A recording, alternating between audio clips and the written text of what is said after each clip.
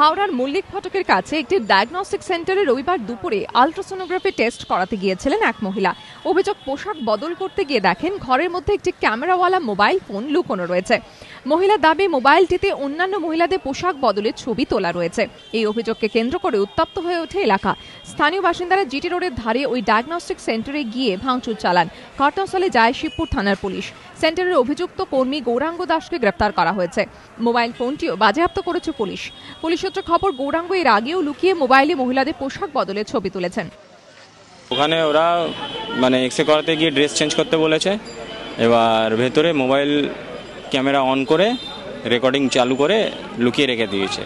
এবার যারা যতজনই আসছে সবারই ওরকম হচ্ছে। ও যে করতে গেছে, যে ড্রেস চেঞ্জ করতে, সে দেখতে পেয়েছে আমার ওয়াইফ। ওতে দেখি কত লোকের আছে, কত মহিলা।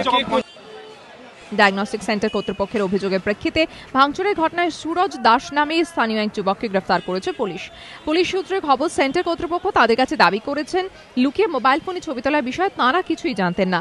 ক্যামেরার সামনে বসে মুখ খুলতে চায়নি কর্তৃপক্ষ। সুনীত হালদারের রিপোর্ট, এবিপি আনন্দ, হাওড়া।